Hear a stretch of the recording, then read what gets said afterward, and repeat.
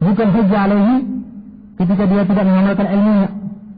Apalagi kalau ilmu itu hanya sebagai kedoknya saja, sebagai perhiasannya, dalam arti perhiasan yang jelek, karena komunitas yang berbeda atau dua mana perhiasan di sini. Ini cuma kan digunakan sebagai kedok saja.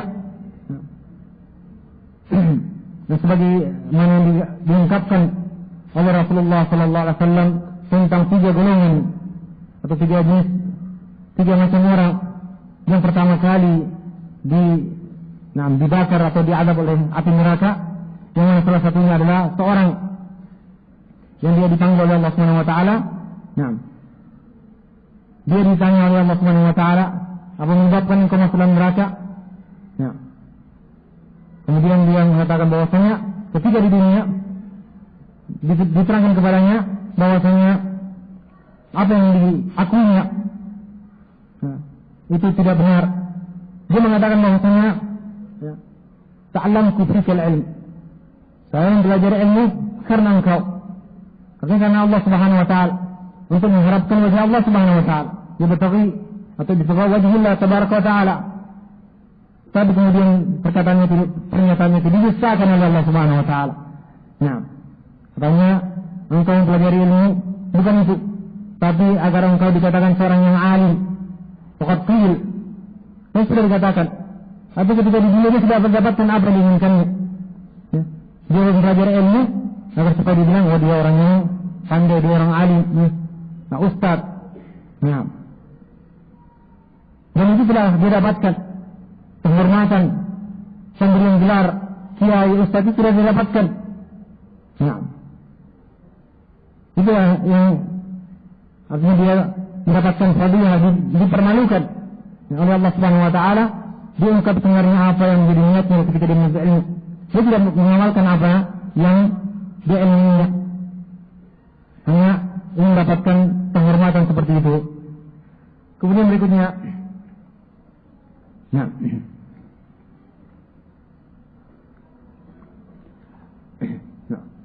adab yang berikutnya adalah hendaknya orang yang menuntut ilmu dia juga bisa menjadi dai, ini orang yang menyeru ke jalan Allah Subhanahu wa taala.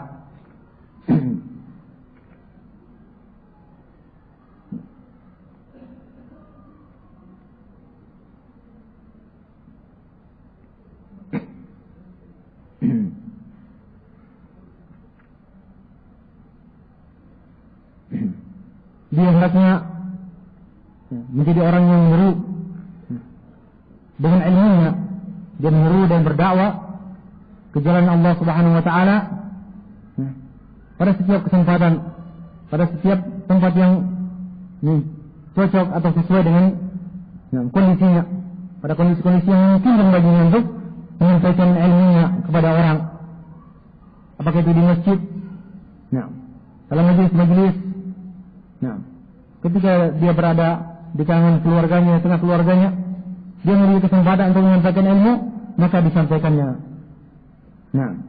Bahkan mungkin di pasar, orang pedagang di pasar, pada kesempatan-kesempatan yang memungkinkan baginya untuk menyampaikan ilmu, maka dia bisa menyampaikan ilmu di tempat tersebut. Sebab ini merupakan akhlaknya Rasulullah SAW. Rasulullah SAW diutus oleh Allah Subhanahu wa taala tidak untuk berpangku tangan. Turun wahyu kepada beliau alaihi salatu wasallam melalui Jibril. Beliau tidak duduk di rumahnya untuk mengangkat kaki, tapi beliau terus bergerak berdakwah kepada manusia.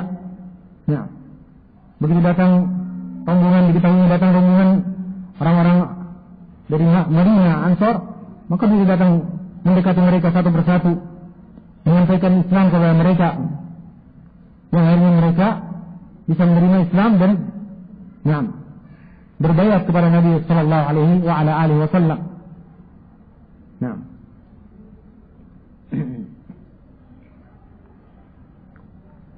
Yang berikutnya di antara adab seorang penuntut ilmu adalah hendaknya seorang penuntut ilmu itu memiliki hikmah. Menghiasi dirinya dengan hikmah. Allah Subhanahu wa taala berfirman, "Yu'til hikmata man yasha' wa man yu'tal hikmata faqad utiya khairan katsira." Allah memberikan hikmah kepada siapa yang dikehendakinya. Dan siapa yang telah diberi hikmah itu tersebut, sungguh dia telah diberi kebaikan yang banyak. Nah, makna hikmah di sini adalah seorang penuntut ilmu dia bisa menjadi murabbi, dia murabbi terhadap orang lain, dia bisa membina orang lain, ya, dengan adab dan akhlak yang baik, ya, tidak bersikap kasar kepada orang lain, dia berharap apa yang diingin terhadap orang lain dan menginginkan keadaan orang lain sebagaimana dia menginginkan dirinya sendiri, sebagaimana sabda Rasulullah sallallahu alaihi wasallam, "La yu'minu ahadukum hatta yuhibba li akhihi ma yuhibbu li nafsihi." Tidaklah beriman kalian sampai dia cinta untuk saudaranya apa yang dicintai untuk dirinya sendiri. Nah, maka hendaknya seorang bisa berdakwah kepada manusia dan mengajak orang lain kepada ilmu yang dimilikinya dengan hikmah. Nah, sebagaimana dicontohkan atau ditunjukkan oleh Rasulullah sallallahu alaihi wasallam. Nah, orang yang disebut punya hikmah atau seorang yang hakim adalah orang yang menempatkan segala sesuatunya pada tempatnya, pada kedudukannya masing-masing.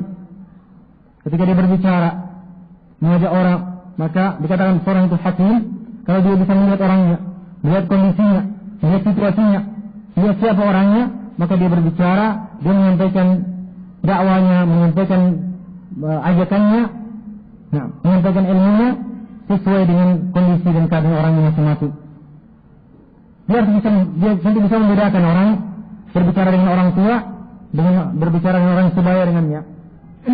Nah, tentunya orang tua sendiri, ya, seperti yang banyak kita dialami oleh ikhwah, ya, yang selama ini mendominasi dirinya, dia diberikan,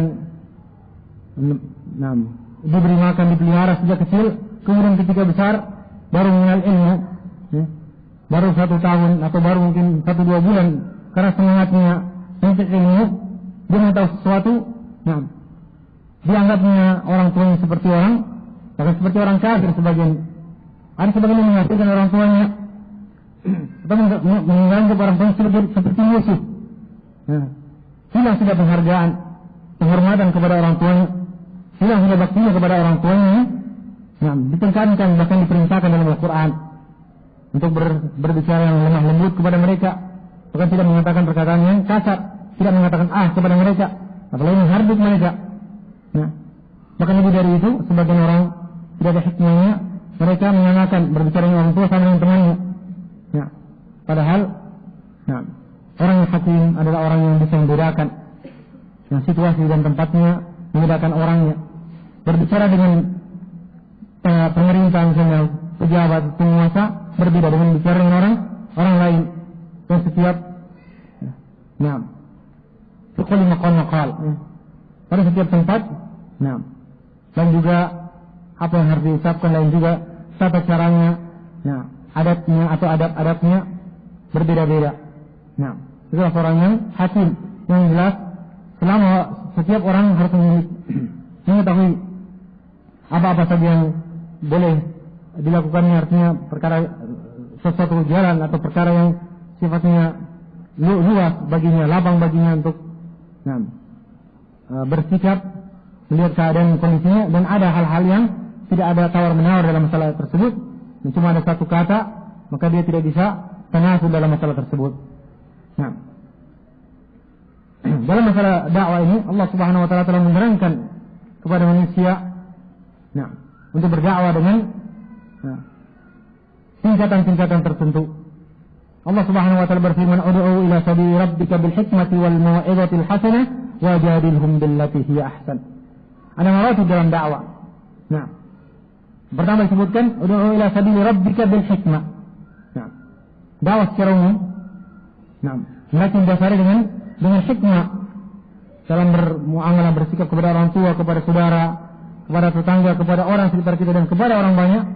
Nah, hendaknya apa yang telah kita sebutkan tadi, menempatkan segala sesuatu pada tempatnya. Nah, bil hikmah, wal mau'izatil hasanah, dan juga dengan peringatan yang baik bagi orang-orang yang dengan penyampaian yang baik. Asalnya tersebutkan dalil kitabullah, ajakan untuk melaksanakan perintah-perintah Allah dan meninggalkan larangan Allah, belum mereka terima, beri mau'izah yang baik. Ingatkan mereka, takutkan mereka dengan neraka jahanam, bacakan ayat-ayat yang mengingatkan kepada ancaman Allah Subhanahu wa taala bagi orang-orang kafir. Itulah bentuk mau'izah al-hasanah. Wajadilhum billati hiya ahsan. Tingkatan berikutnya, yang ketiga adalah mujadalah dengan cara yang baik.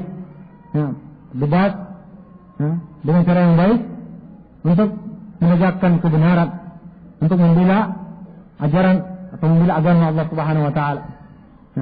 Bukan menjala dalam perkara dunia, tapi dalam perkara agama, untuk menegakkan agama, bukan untuk menang, bukan untuk menyenangkan diri sendiri, untuk pendapat sendiri, tapi untuk menegakkan agama Allah Subhanahu wa taala.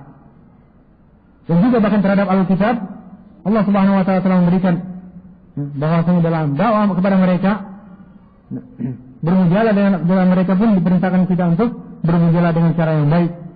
Wala tujadilu ahlal kitab illa billati hi ahsan illa alladziina zalamu minhum. Janganlah kalian bermujadalah, berdebat dengan Alkitab kecuali dengan cara yang baik, kecuali orang-orang yang telah berbuat kezaliman dari mereka.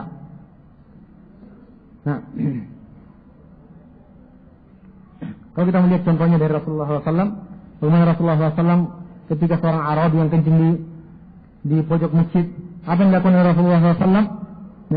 Dia tidak menghardiknya, padahal para sahabat sudah menghardik orang tersebut.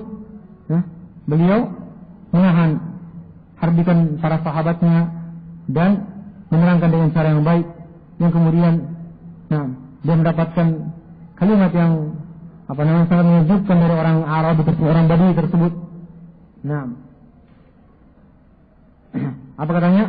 Allahumma arhamni wa Muhammad wa la tarham ma'ana ahada. Ya Allah, rahmatilah, kasihilah aku dan Muhammad, dan jangan engkau kasihi bersama kami seorang pun. Karena apa? Karena dapatkan sikap yang tidak kurang baik dari sahabat Rasulullah SAW, dan didapatkan hal yang sebaliknya dari Rasulullah SAW. Rasulullah menerangkan dengan cara yang baik, bahwasanya masjid ini adalah tempat yang harus dijaga kesuciannya, kebersihannya, bukan untuk tempat buang air. Dan masih banyak kisah lainnya. Juga seperti kisah tentang orang yang bersih, yang kemudian dalam salatnya dia bersih dalam salat, kemudian dia mengucapkan alhamdulillah, kemudian ada orang yang mendoakannya, mengatakan yarhamukallah, yang akhirnya para sahabat mendelikkan mata kepadanya, melepaskan mata kepadanya. Dia merasa seperti itu, diperlakukan seperti itu oleh para sahabat Rasulullah SAW, tidak enak, merasa tersinggung. Kemudian Rasulullah SAW menerangkan dengan cara yang baik. Itu dua contoh dari hikmahnya Rasulullah SAW. Kemudian yang berikutnya, adab yang harus dimiliki oleh seorang yang menuntut ilmu adalah ihtiramul ulama wa taqdiruhum. Dia harus memiliki penghormatan dan penghargaan terhadap ulama. Sebab dengan jalan menghormati dan menghargai ulama, dan dada yang kosong, yang siap untuk menerima ilmu itu bisa menerima ilmu dengan lapang. Kalau orang yang dia datangnya untuk menuntut ilmu saja, dia tidak hormati, dia tidak memiliki penghargaan kepadanya, dengan cara dia tidak memiliki adab, seenaknya dalam berbicara, tidak ada adab dalam majelisnya, maka yang mana ini merupakan bentuk tidak adanya ihtiram dia kepada ulama atau talibul ilmi, paling tidak talibul ilmi yang mengajar, yang memberikan pelajaran kepadanya, maka sulit baginya untuk mendapatkan berkah daripada ilmunya. Juga ketika adanya perbedaan pendapat, perselisihan paham di kalangan ulama, yang merupakan salah satu fitnah yang mungkin sekarang ini sedang menimpa kita ini, maka kita memiliki penghargaan kepada mereka. Nah, ini yang saya nasihatkan kepada ikhwah sekalian, akhwat sekalian untuk menahan lisan sebagaimana, dan ini merupakan nasihat daripada para ulama kita untuk menahan diri untuk tidak ikut serta ikut dalam kancah pertikaian perselisihan di kalangan Ahlus Sunnah yang sedang terjadi sekarang ini. Nah.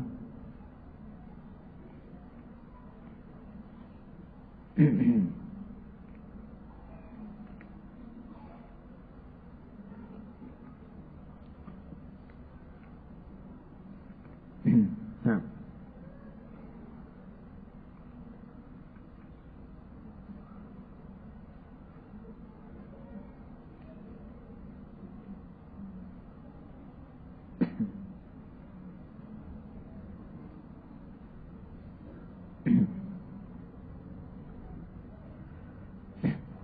Ada yang berikutnya yang harus dimiliki oleh seorang penuntut ilmu adalah dia hendaknya senantiasa berpegang teguh kepada atau komitmen terhadap kitabullah dan sunnah Rasulullah sallallahu alaihi wasallam. Dalam artian ketika dia menuntut ilmu, menerima ilmu, mencari ilmu, dia mengambilnya dari usul kitabullah dan sunnah Rasulullah sallallahu alaihi wasallam.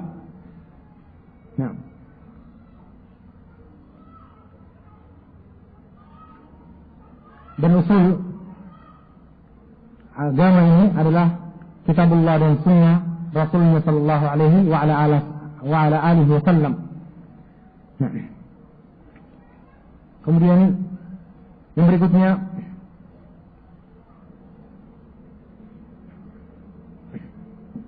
yang hendak dimiliki oleh seorang yang menuntut ilmu adalah adanya tasabbut dan sabat. Tasabbut dalam artian mencari kebenaran.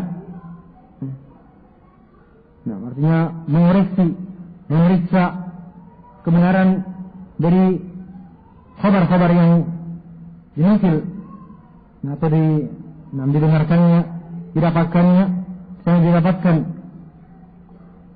dari satu kitab, adanya hadis, disebutkan satu hadis, maka dia mencari kebenaran. Apakah benar ini hadis? Apakah benar ini, kalau dikatakan di sebuah hadis yang sahih, apakah benar hadis yang sahih? Berusaha untuk tersebut dengan khabar-khabar yang dinukil yang didapatkannya.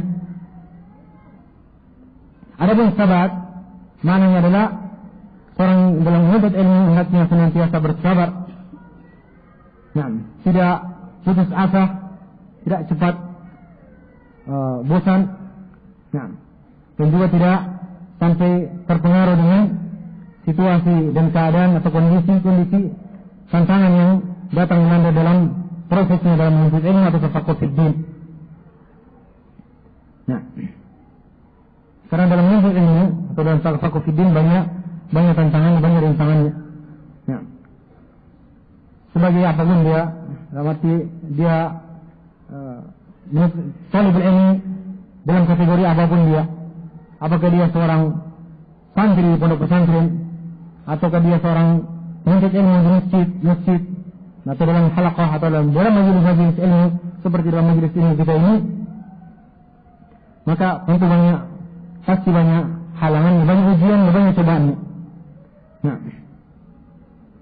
Orang yang di pondok pesantren misalnya, yang menyangka bahwasanya kalau dia datang di pondok pesantren dia sudah akan mendapatkan ilmu seperti meminum air.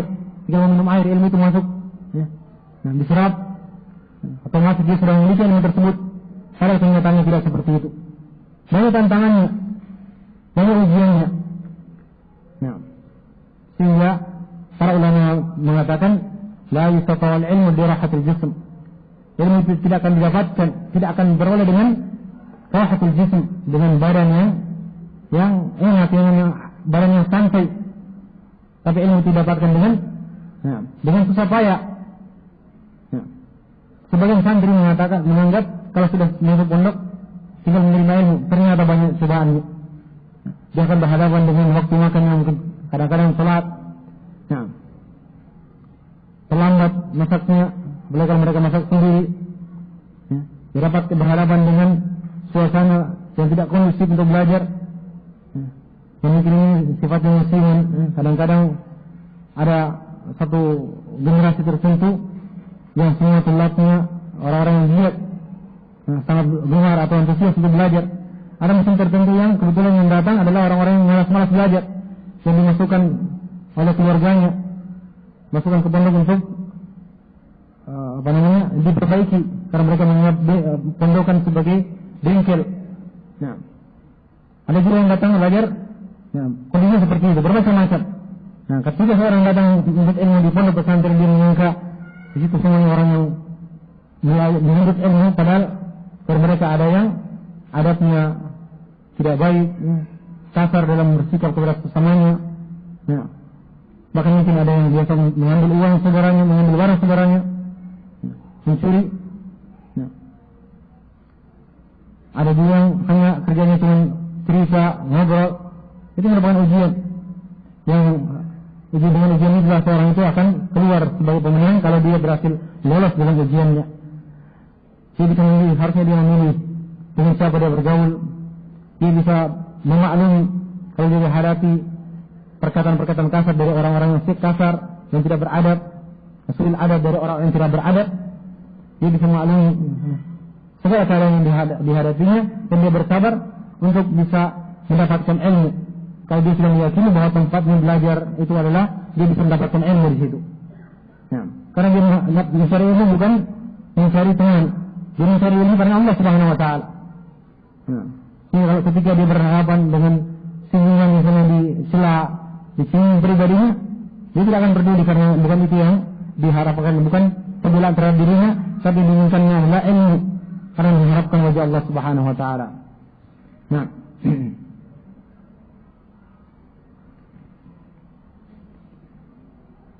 baik. Demikian yang berkaitan dengan adab yang harus dimiliki oleh seorang penuntut ilmu. Kemudian berikutnya, di antara sebab-sebab yang perkara berikutnya adalah sebab-sebab yang bisa menolong atau membantu dalam menuntut ilmu. Poin pertama adalah bertakwa kepada Allah Subhanahu Wa Taala. Takwa kepada Allah Subhanahu Wa Taala. Yang mana takwa kepada Allah Subhanahu Wa Taala adalah wasiat Allah Subhanahu Wa Taala kepada orang-orang terdahulu dan orang yang datang berikutnya. Allah Subhanahu Wa Taala berfirman, "Wa laqad wassayna alladziina utul kitaba min qablikum wa iyyakum an ittaqullah." Dan sungguh-sungguh kami telah wasiatkan kepada orang-orang yang diberi Alkitab sebelum kalian dan juga kepada kalian, bertakwalah kalian kepada Allah. Nah, maka dimanapun seorang berada, kapanpun dia berada, setiap orang hendaknya senantiasa bertakwa kepada Allah Subhanahu Wa Taala. Nah, bahkan bertakwa kepada Allah Subhanahu Wa Taala bukan perkara yang harus hanya dimiliki oleh orang yang menuntut ilmu saja. Siapapun dia, pedagang, orang yang tidak menyibukkan diri dengan ilmu, bahkan ulama sekalipun, mereka senantiasa bertakwa kepada Allah Subhanahu Wa Taala dan saling mewasiatkan untuk bertakwa kepada Allah Subhanahu Wa Taala. Nah, Rasulullah SAW berwasiat, ittaqillaha haitsu ma kunta. Bertakwalah engkau kepada Allah haitsu ma kunta, dimanapun atau dalam kondisi apapun engkau. Nah, dan takwa kita sudah ketahui bersama maknanya. Nah, takwa adalah kalau seorang itu menjadikan antara dirinya dengan apa yang dia takuti dari Allah Subhanahu Wa Taala, itu azabnya Allah Taala, khaufnya Allah Subhanahu Wa Taala, dia memberikan dirinya dengan semua itu al-wiqayah, tamim. Nah, yang bisa melindungi dirinya dari azab dan khaufnya Allah Subhanahu Wa Taala. Nah,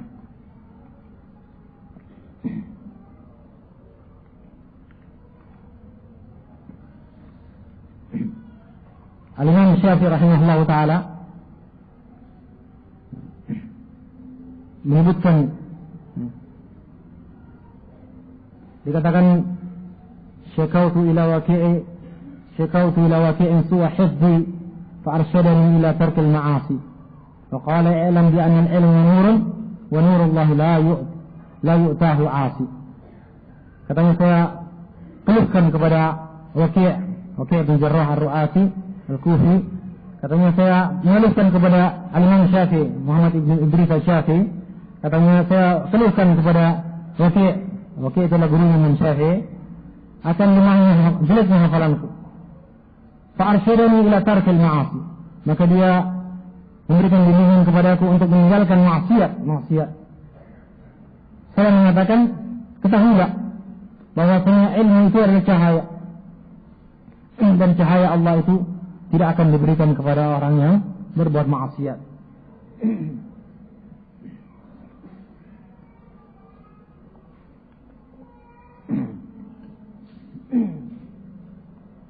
Dan Allah Subhanahu wa taala berfirman, "Wattaqullaha wa yu'allimukumullah," dan bertakwalah kalian kepada Allah dan Allah akan memberikan ilmu atau mengajari kalian. Dan banyak hal yang berkaitan dengan faedah daripada ketakwaan kepada Allah Subhanahu wa taala sebagai sarana untuk menolong seorang dalam menuntut ilmu.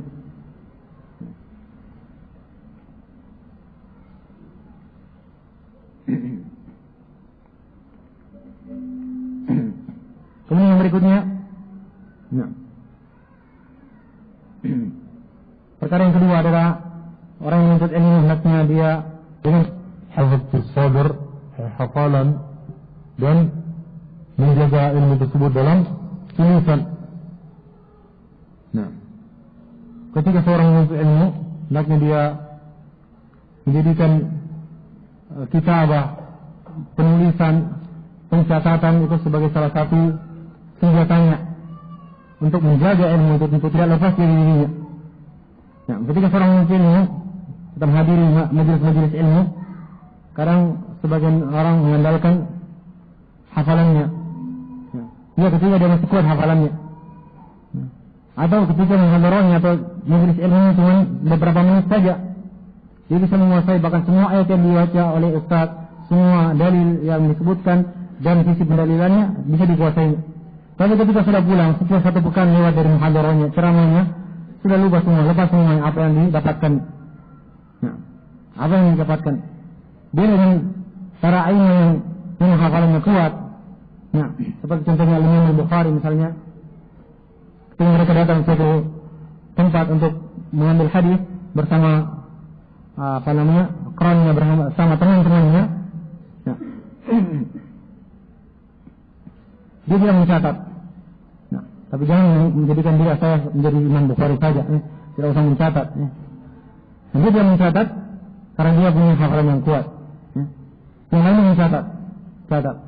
Jadi hadis yang mereka terima dari sini dicatat semua. Ada yang mencatatnya. Dan kebanyakan ini atau dikatakan seluruhnya mencatat. Imam Bukhari di antara yang tidak mencatat, dia menghafal. Mendengar langsung menghafalkannya. Menyimpan dalam file di dalam bedanya.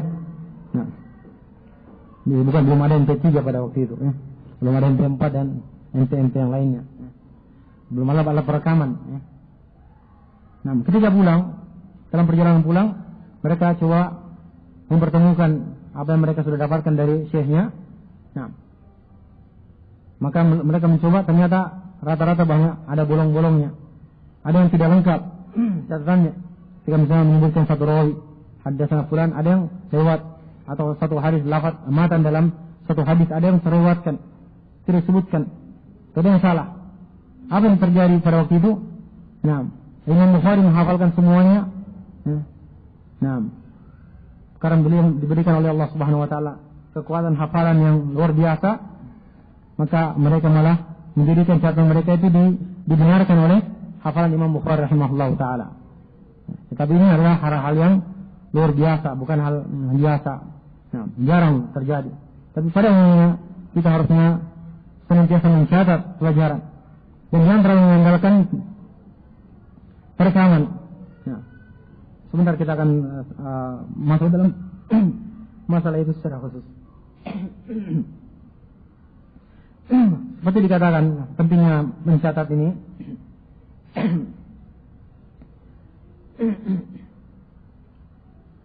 Katanya al-ilmu sayrun wal kitabatu qayyiduhu. Qayyid suyudaka bil hibal al wathiqah famin al hamaqati an tusida ghazalatan وتتركها بين الخلائق طالقة.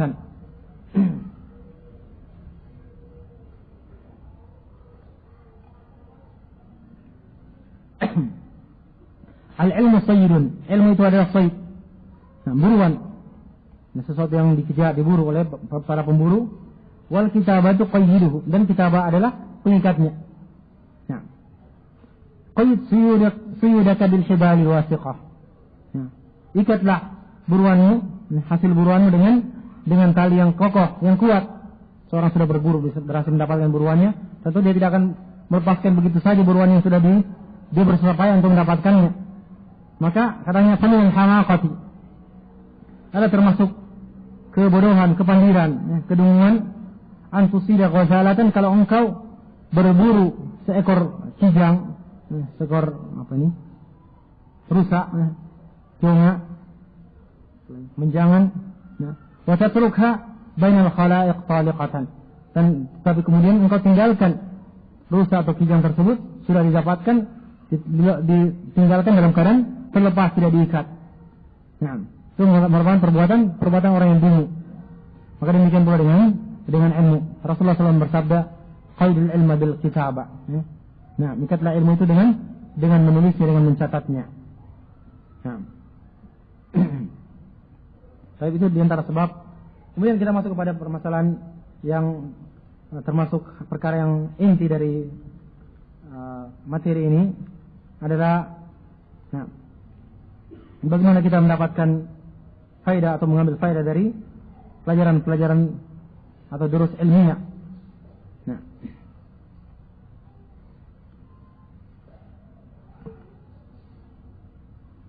baik. Akhwat kalian dan akhwat kalian rahimakumullah taala. Nah, durus ilmiah dimanapun durus tersebut diadakan, nah, apapun bentuknya, itu tidak lepas dari, nah, pilar-pilar atau tonggak berdirinya atau tegaknya pelajaran ilmiah tersebut. Nah, yang pertama adalah, nah, tersedianya waktu dan pengaturan waktu. Kemudian yang kedua, tersedianya tempat dan pengaturannya. Yang ketiga, adanya pengajar, ustadz atau syekh yang memberikan pelajaran. Yang keempat, adanya orang-orang yang serius untuk belajar. Dan yang kelima, yang mengingatkan semua itu adalah adanya pengaturan dan orang-orang yang menjadi pengatur atau panitia dalam pelajaran-pelajaran ilmiah tersebut. Nah, yang pertama, masalah waktu. Nah, dalam masalah pengujian waktu, maka kita melihat dari pelajaran ilmiah tersebut. Apakah pelajaran itu sifatnya daurah seperti yang kita adakan sekarang ini? Nah, yaitu daurah musiman. Apakah dia pelajaran pekanan yang diadakan di masjid-masjid? Maka pada setiap pelajaran yang diadakan tersebut, maka kita harus melihat, memperhatikan waktu-waktu yang sesuai, waktu-waktu yang cocok, waktu-waktu yang pas dengan keadaan kondisinya. Misalnya untuk mengadakan daurah, maka kita harus melihat nah, kondisi pesertanya, kemudian kondisi waktu, tempat yang akan digunakan. Waktu yang akan digunakan untuk daurah tidak sama dengan waktu yang digunakan untuk daurah untuk pelajaran-pelajaran rutin yang diadakan setiap pekan. Biasanya untuk daurah dipilih waktu-waktu yang kebanyakan orang memiliki waktu kosong pada waktu tersebut. Misalnya waktu liburan. Ya, waktu liburan. Dan kalau kita harapkan yang hadir kebanyakan mahasiswa, maka kita cari tempat waktu yang mereka kosong pada waktu itu. Nah, kita ingin hadir semua orang, termasuk pegawai-pegawai negeri misalnya, yang mereka bekerja sampai hari Sabtu misalnya atau hari Jumat, maka kita memilih waktu yang sesuai dengan waktu kosong mereka. Kita memilih hari Sabtu dan Ahad untuk mengadakan daurah. Nah, jadi itu pemilihan waktu. Adapun berkaitan dengan waktu dari jam sehari. Nah, kita juga melihat kondisi tempat. Nah, misalnya kita akan mengadakan pelajaran di satu masjid. Masjid tersebut adalah masjid yang berdekatan dengan pasar, yang artinya jamaah dari masjid tersebut adalah orang-orang yang biasa bermuamalah di pasar, yang mereka biasanya pagi-pagi sekali sudah berangkat ke pasar. Maka pelajaran waktu yang terbaik untuk mereka bukanlah waktu setelah salat subuh untuk memberikan pelajaran di tempat mereka, tapi pada waktu yang lain setelah mereka pulang dari pasar, misalnya antara maghrib isya. Itu masalah pemilihan waktu. Demikian pula dengan pelajaran-pelajaran yang lain, maka kesimpulannya adalah memilih waktu itu harusnya diatur oleh panitia yang mengadakan pelajaran tersebut untuk memilih waktu yang tepat, disesuaikan dengan tempatnya, disesuaikan dengan musimnya, dan disesuaikan dengan orang-orang yang akan belajar. Bahkan kadang-kadang juga disesuaikan dengan pengajarnya. Misalnya untuk mengadakan daurah, dan diadakan daurah kita ingin mengundang ulama dari luar misalnya. Nah, kita melihat dia yang sedang ulama tersebut apa kesibukan kesehariannya. Kalau dia orang yang mengajar resmi, punya ikatan resmi di satu perguruan tinggi misalnya, maka kita juga bisa mengambil dia begitu saja, kapan saja kita inginkan. Dan kita harus melihat waktu liburnya. Nah, karena mereka punya keterikatan, tugas, pekerjaan. Maka kita bisa mengambil waktu misalnya bulan 5 ke atas sampai bulan 8. Itu misalnya kalau di Saudi Arabia mereka berlibur setelah bulan 5 sampai awal bulan 9 atau sampai akhir bulan 8. Nah, pada waktu itulah mereka ada liburan, sehingga kita bisa mengundang mereka untuk mengisi daurah misalnya atau ceramah ilmiah di tempat kita yang kita menamakan tabligh akbar atau tabligh apa saja. Nah, pada waktu yang sesuai dengan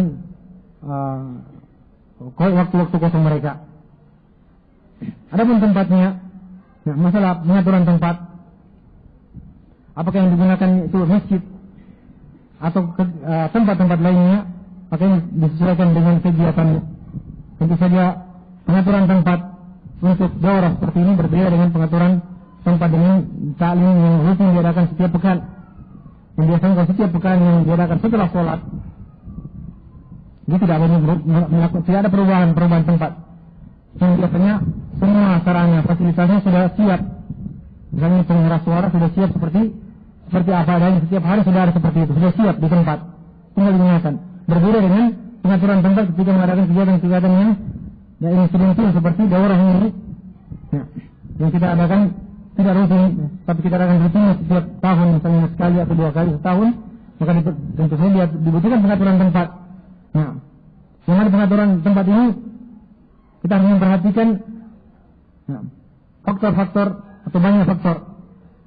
Di antaranya misalnya kalau pelajaran tersebut dihadiri oleh laki-laki dan perempuan, ikhwan dan akhwat, maka tentu kita memperhatikan masalah pemisahan tempatnya, masalah hijabnya, bagaimana setiap dari laki-laki maupun akhwat bisa langsungnya berhubungan atau punya akses ke tempat berwudu atau tempat daurah ilmiah, saya WC itu tidak saling bertabrakan atau tidak saling bertemu, itu sebisanya. Kalau mengizinkan hal tersebut diadakan.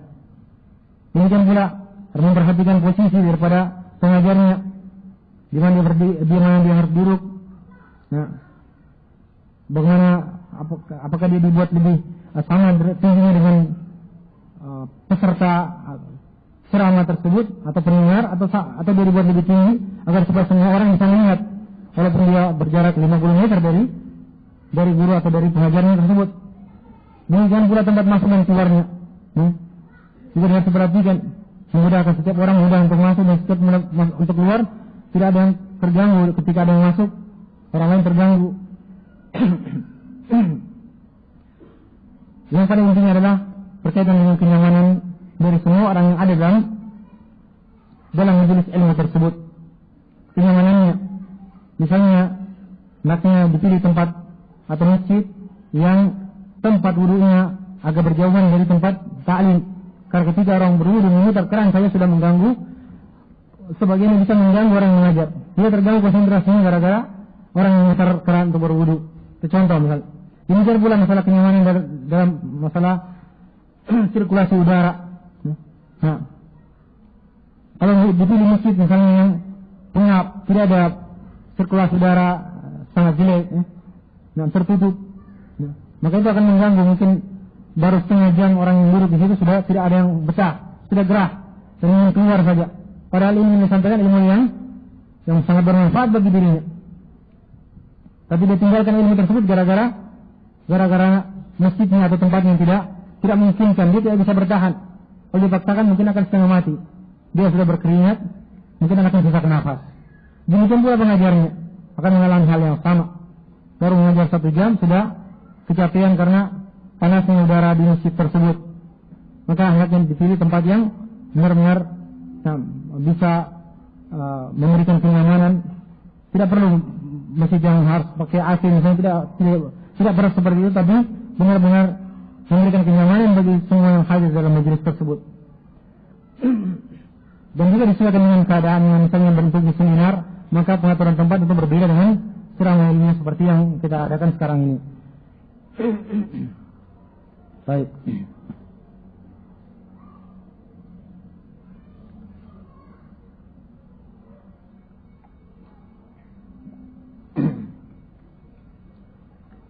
Poin yang ketiga, atau tonggak yang ketiga adalah masalah pengajar. Dalam hal mencari pengajar atau ustadz, kalau atau disebut dengan syekh misalnya.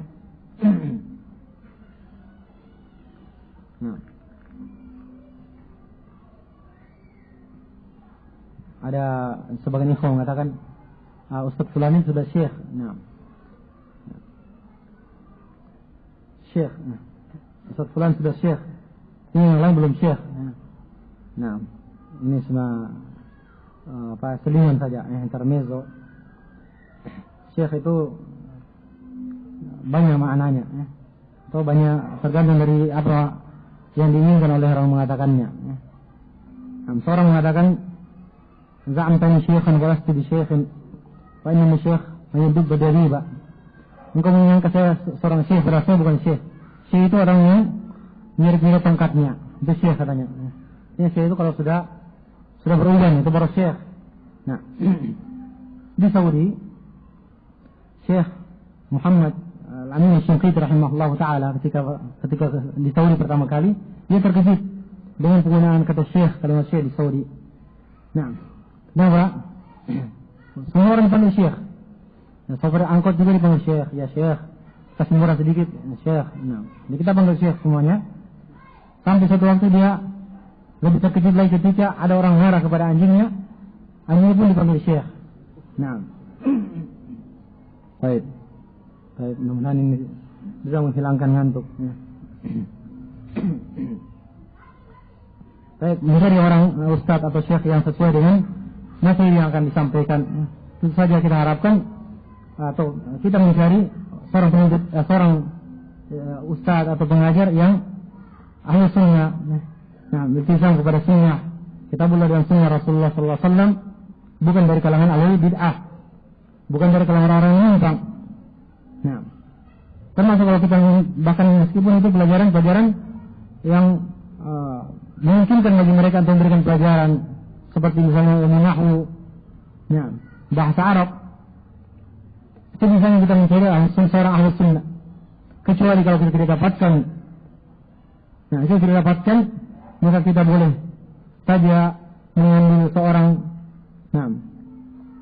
yang diragukan iltisannya kepada sunnah, tapi dengan menjaga, memperhatikan hal-hal berikut ini. Yang pertama, bahwa dia tidak berdakwah kepada bid'ahnya. Kemudian orang yang hadir juga harus orang yang mengerti sunnah.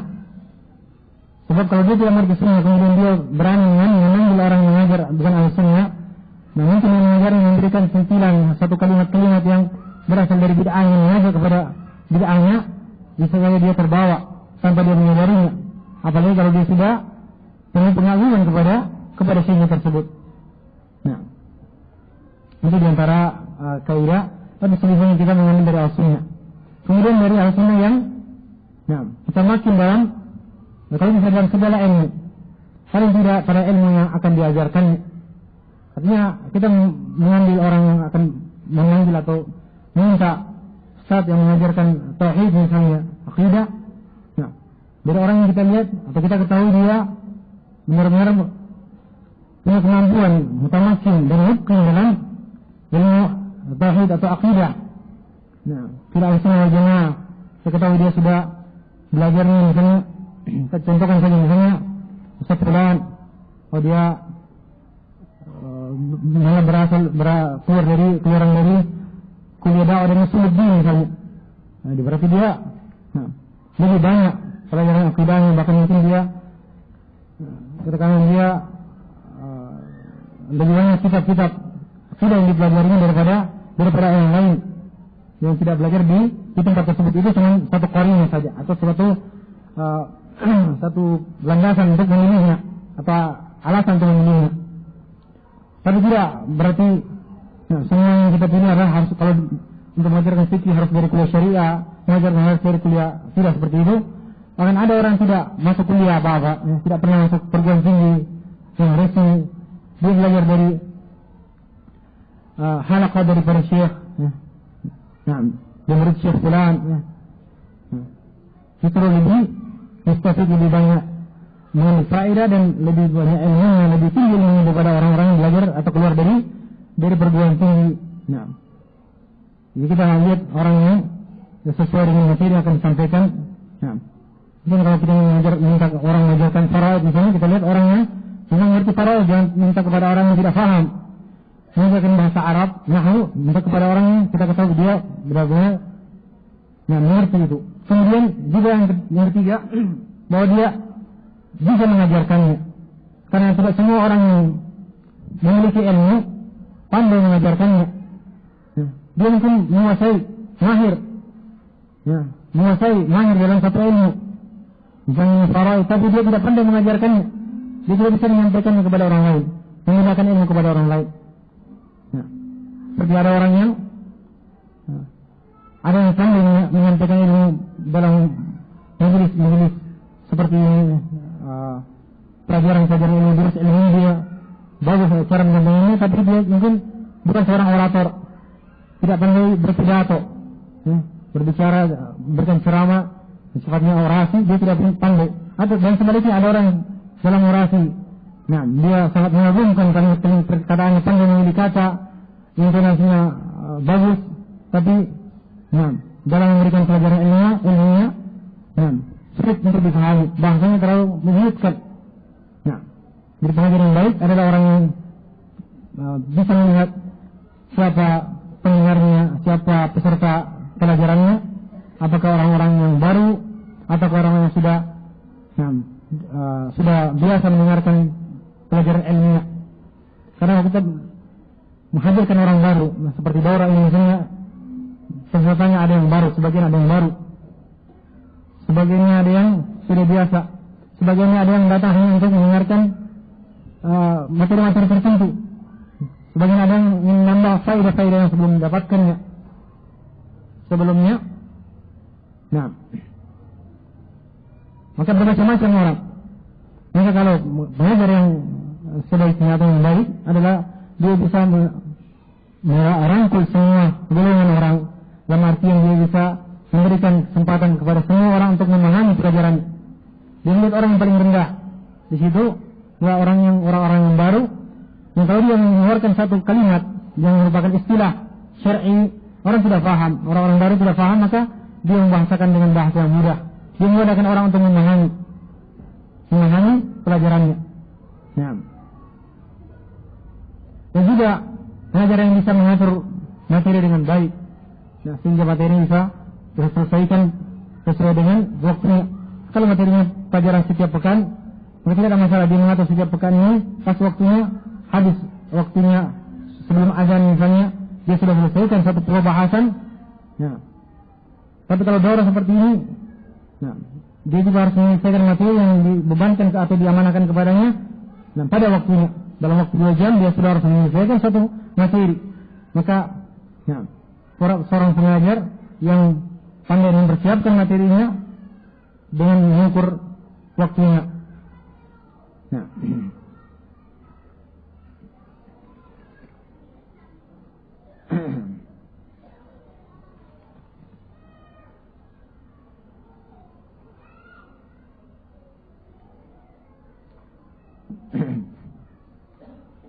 Kemudian yang berikutnya,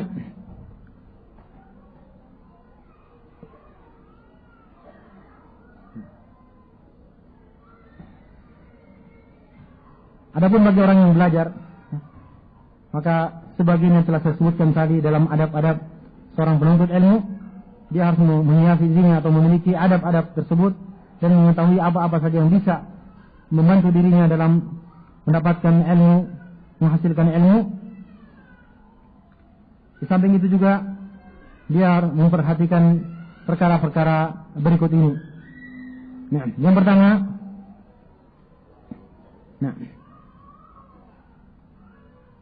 seorang yang menuntut ilmu hendaknya pandai memilih guru yang menguasai ilmu dan cara penyampaian yang baik dan mudah.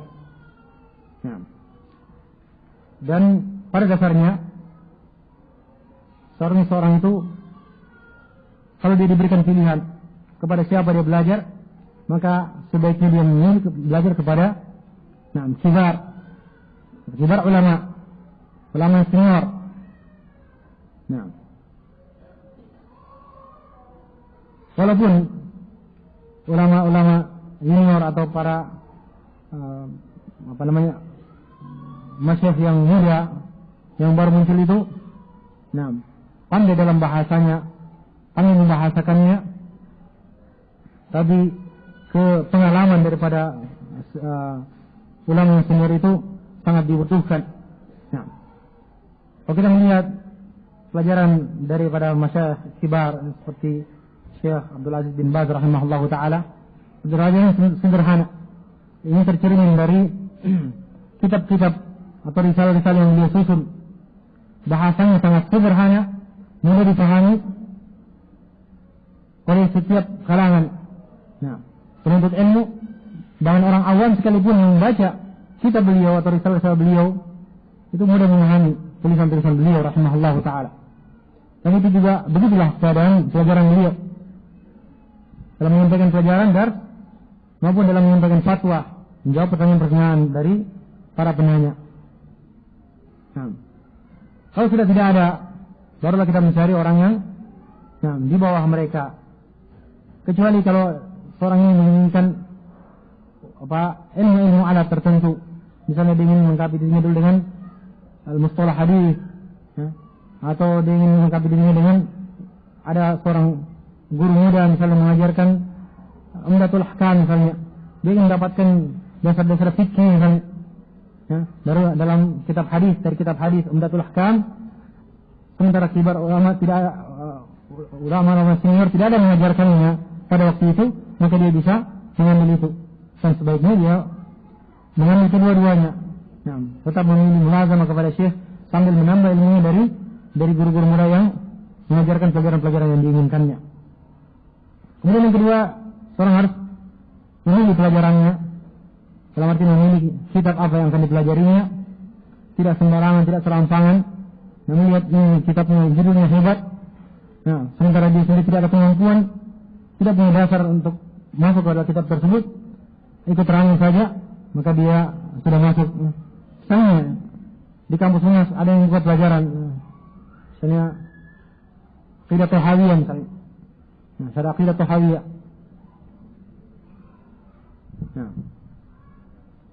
Sementara dia adalah talib mubtadi, pemula dalam menuntut ilmu, dia belum pernah mendengar sama sekali dibacakan kepadanya kitab Thalathatul Usul, 3 landasan utama terjemahannya yang ditulis oleh Syekh Muhammad bin Abdul Wahhab rahimahullahu taala. Belum pernah sama sekali mendengarkan Al-Qawaid Al-Arba' misalnya, bahkan kitab tauhid, maka mungkin dia akan bingung dengan pelajaran tersebut karena tinggi. Atau misalnya dalam pelajaran nahwu dia mendengar ada satu kitab dibuka Alfiyah Ibnu Malik misalnya, Syarah Alfiyah Ibnu Malik. Dia punya landasan sama sekali sehingga dia duduk dalam majelis itu dalam keadaan sia-sia. Artinya walaupun dia akan mendapatkan faedah tapi tidak maksimal faedah yang didapatkan. Hanya sedikit. Sementara dengan buku yang betul-betul Anda persiapan yang pantas untuk mendapatkan pelajaran itu, bahkan mereka yang meminta pelajaran itu bisa mendapatkan dari pelajaran itu paling tidak 90%, dia cuma mendapatkan 2%, 5%. Dia cuma memahami. Maka kecuali kalau diharapkan berkah daripada majelis ilmunya.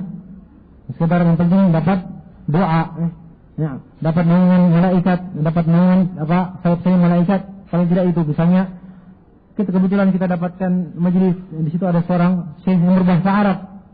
Dia tidak tahu berbahasa Arab, ya duduk saja. Yang penting dapat berkah, berkahnya diharapkan. Tapi kalau betul-betul dia ingin mendapatkan ini, maka dia harus mencari pelajaran yang sesuai dengan dirinya. Kalau dia pemula, maka dia cari apa yang sesuai dengan dirinya itu, memilih semua dalam tahapan permulaan. Kemudian yang berikutnya, dia senantiasa menjaga waktu kehadirannya. Artinya berusaha untuk selalu hadir dalam majelis ilmu yang telah dipilihnya. Tidak lalai, tidak ghaib, tidak alfa kecuali dengan satu uzur yang sangat kuat, sangat mendesak. Misalnya dia sendiri sakit atau orang tuanya sakit harus dibawa ke dokter atau dibawa ke rumah sakit. Alasan yang sangat kuat. Ada pun alasan-alasan yang lain bahkan mungkin kalau sakit-sakit sedikit saja. Cuma pusing-pusing, selama dia masih bisa hadir dengan majelis ilmu, usahakan untuk senantiasa hadir agar dia tidak ketinggalan satu pun atau sedikit pun dari satu hari dari pelajaran yang dia ikuti selama ini. Kemudian lagi diperhatikan seorang yang menuntut ilmu untuk bisa mendapatkan hasil yang maksimal, mendapatkan faedah, dia juga harus memilih tempat duduk yang baik dalam majelis. Tempat duduk yang sesuai menasib bagi dirinya. Tempat duduk yang paling baik tentu saja paling depan. Semua yang depan karena makin dekat dengan pengajarnya, dengan gurunya, dengan syekhnya, dengan ustadznya. Dia mengetahui setiap gerak-gerik, dia bisa mengamati setiap gerak ustadznya. Bahkan ketika ustadz memberikan isyarat dengan kelingkingnya atau dengan penunjuknya, dia bisa melihat. Kalau diri di belakang apalagi terhalang tembok misalnya, mungkin dia bisa mendengar tapi dia tidak bisa melihat ada isyarat. Kalau ustadz memberikan contoh misalnya takbiratul ihram seperti ini, dia tidak melihat, dia cuma kadang seperti ini. Itu juga yang didapatkan oleh orang yang mengandalkan perekaman. Dia cuma akan dapatkan seperti ini dalam suara. Dia tidak akan melihat apa seperti ini. Ketika diberikan contoh oleh syekh bagaimana berdoa istisqa, yang tangannya, telapak tangannya menghadap ke bawah, maka kalau dia cuma mengandalkan pendengarannya karena ada pengeras suara sampai ke belakang, dia tidak di depan, dia tidak melihat.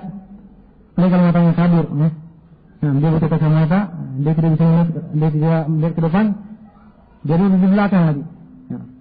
Atau apalagi kalau mereka perekaman, dia juga melihat syekhnya mencontohkan bahwa Rasulullah SAW dicontohkan oleh syekh kami Syekh Abdul Muhsin Al-Abbad hafizahullah ta'ala, beliau mencontohkan seperti ini. Sebagian orang saya dengar sebelum itu contohkan seperti ini, seperti apa ya? Jurus apa ini? Ya memang sama-sama ke bawah. Tapi apa dicontohkan atau diperlihatkan oleh orang lain itu tidak sama dengan dicontohkan oleh syekh.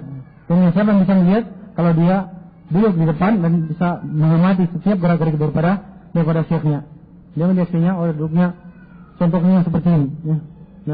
Ketika berdoa dalam atau setelah sholat minta hujan, istisqa.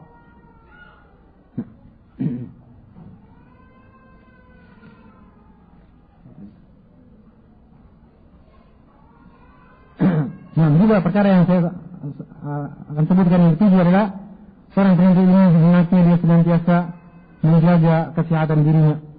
Ya. Karena dengan kesehatan dia tidak memaksakan dirinya misalnya begadang untuk muzakarah sekalipun atau muroja, tapi di luar kemampuannya. Ya. Kalau sudah capek maka dia istirahat. Karena kalau kesehatannya terganggu dia tidak akan lagi bisa hadir dalam majelis-majelis ilmu yang lainnya berikutnya. Dia cuma di satu hari hadir, dia paksakan dirinya. Ya. Sementara dia tidak mampu, apalagi kalau misalnya dia menghadiri berapa pelajaran dalam satu hari, dia tidak mampu, akhirnya 1 bulan saja dia menjadi penuntut ilmu, setelah itu dia jadi penghuni rumah sakit. Makanya dia melihat kondisi dirinya sampai di mana batas kemampuannya, dalam satu hari dia bisa ikut 2 pelajaran saja. Syekh ini di masjid ini, setelah itu dia pindah ke masjid, misalnya masjid Al-Latif misalnya Baril Asar, setelah itu sebelum maghrib dia berangkat ke masjid misalnya untuk hadir dalam masjid maghrib isya. Setelah itu malamnya dia belajar sedikit, dia istirahat. Nah, paginya dia mungkin mencari nafkah. Nah, dan dia siang harinya waktu untuk istirahat, dia terus memaksakan dirinya dengan sampai ada yang terlantarkan, bahkan sampai kesehatannya pun menjadi terganggu. Kemudian berikutnya dia menjaga adab-adab dalam majelisnya, ya, baik terhadap syekhnya, terhadap gurunya, maupun terhadap sesama teman belajarnya. Di antara adab dalam majelis, ya, saya sebutkan yang seingat saya disebutkan oleh Syekh Ibnu Junaid dalam kitab Tazkiratul Mutakallim fi Adab al-Alim wal Muta'allim. Seorang itu duduk yang beradab, ya, tidak bersandar, ya, yang tidak menyibukkan dirinya dengan hal lain luar dari pelajaran atau memperhatikan apa yang disampaikan, apa yang dituturkan oleh gurunya atau syekh atau ustaznya. Tidak sibuk dengan pekerjaan lain seperti misalnya mengutil, nah, mencari-cari bukunya, menulis sendiri, apalagi sampai menulis surat, menggambar, nah, mempermainkan kuku, apalagi sampai menggunting kuku. Nah, banyak hal, semua hal yang di luar daripada pelajaran itu hendaknya ditinggalkan. Itulah adab orang penuntut ilmu kepada syekhnya. Nah, diharapkan dengan itu dia akan dapatkan kebaikan. Benar-benar digolongkan digolongkan sebagai orang yang menuntut ilmu sehingga didapatkan kebaikan daripada ilmu tersebut, ini mendapatkannya, dapatkan berkah daripada ilmu yang dipelajarinya ketika itu. Juga dengan temannya, jadi menjaga adab dengan teman belajarnya, teman duduknya, dia tidak melangkahi mereka. Kalau dia terlambat maka dia duduk di belakang. Kalau dia cepat maka dia duduk di depan. Dia tidak melangkahi, tidak benar orang-orang di depan untuk mendapatkan tempat di depan. Kalau sudah punya sesak, nah, ada pun masalah-masalah di tempat dibahas oleh para ulama belakangan ini. Nah, kalau memang dia sudah datang di awalnya, mungkin sebelum maghrib dia sudah duduk di situ, dia sudah memasang tempat, kemudian hanya karena suatu halangan misalnya untuk memperbarui wudunya dia keluar, maka dia berhak untuk ke situ kembali. Ada pun menghadis dari salat asar misalnya, dia pasang tempat atau mengurang pasangkan buku ini di tempat itu, dia pergi kemana, ke pasar, kemudian nanti setelah maghrib dia mengunci tempat itu untuk menjadi tempat duduknya itu, nah, tidak dibolehkan seperti itu. Nah, dan mungkin belum tergambar bagi kita kalau kondisi seperti ini, atau kalau di masjid Nabawi itu kondisi seperti ini ada, ya. Yang orang memperebutkan tempat untuk duduk di depan atau dekat dengan masyayikh. Nah, baik. Kemudian juga jangan lupa untuk senantiasa berdoa, banyak berdoa agar diberikan kemudahan oleh Allah Subhanahu wa taala dalam menuntut ilmu. Ya. Dan bahkan Rasulullah SAW diperintahkan untuk berdoa minta tambahan ilmu dari Allah Subhanahu wa taala. Wa qul rabbi zidni ilma. Nah. Demikian pula Nabi Musa alaihi salatu wassalam. Nah, juga berdoa untuk dimudahkan diberikan tambahan ilmu oleh Allah Subhanahu wa taala dan dimudahkan untuk menyampaikan ilmu kepada orang-orang yang didakwahinya. Kemudian yang berikutnya sudah sebutkan tadi masalah mencatat. Mencatat pelajaran yang disampaikan agar supaya ilmu yang didapatkan tidak hilang. Dan mencatat ini, nah, dinasihatkan oleh Syekh Shalih Al-Syekh hafizahullah taala, sebaiknya pada satu kitab atau sebagai satu catatan tersendiri, satu catatan tersendiri, agar supaya memudahkan bagi orang ketika dia melihatnya kembali, dia merajaah kembali pada satu waktu, dia berpelukan. Semua catatan faedah fawaid yang didapatkan dalam misalnya kitab Bulughul Maram, dia buatkan sendiri satu buku catatan faedah-faedah dari kitab Bulughul Maram. Diurutkan semua. Kita diberi hadis nomor sekian, kemudian diberikan tanda misalnya angka-angka huruf-huruf, angka-angka 1, 2 dan seterusnya, keterangan-keterangannya. Dari apa yang didapatkan dari sini atau dari gurunya atau dari ustadznya. Adapun kalau menuliskan faedah tersebut pada kitab, kalau kitabnya memungkinkan untuk ditulis, misalnya itu kitab sendiri, pertama kitab sendiri, bukan kitab pinjaman, kitab temannya atau kitab di maktabah itu dipakai untuk menulis, tidak dibolehkan. Kemudian atau kitabnya kecil, sementara dia orang baru menuntut ilmu, baru pertama kali bagi dirinya untuk mendengarkan, membaca kitab Bulughul Maram, tentu dia akan banyak menulis. Kalau dia orang baru pertama kali seperti itu, maka sebaiknya dia memakai kitab buku catatan, bukan menulis pada kitab buku cetak. Kenapa? Kalau dia menulis pada buku cetak, maka buku cetaknya akan penuh tulisannya sendiri, lebih banyak daripada tulisan dari buku cetak itu sendiri. Karena dia akan menulis banyak, sudah miring kanan dari atas kiri, kanan ke kiri atau kanan kiri ke kanan, misalnya bahasa Indonesia sudah penuh, dari atas ke bawah lagi. Ada sudah penuh lagi, tidak ada tempat lagi harinya. Ya mungkin dia butuh tambahan kertas lagi. Tapi kalau dia sudah siapkan buku catatan itu, tidak akan membuat dia ketinggalan ketika dia harus membutuhkan tambahan. Jadi dia orang yang sudah beberapa kali sudah pernah membaca Bulughul Maram sebelumnya atau kitab yang lain, paling tidak misalnya Umdatul Ahkam, dia hanya menambah faedah-faedah yang pernah didapatkannya. Mungkin dia boleh pakai buku cetak, menambahkan faedah pada buku cetak tersebut. Pada belum dikuasainya, belum dimilikinya, ditambahkan saja pada buku cetak yang dibawanya. Kemudian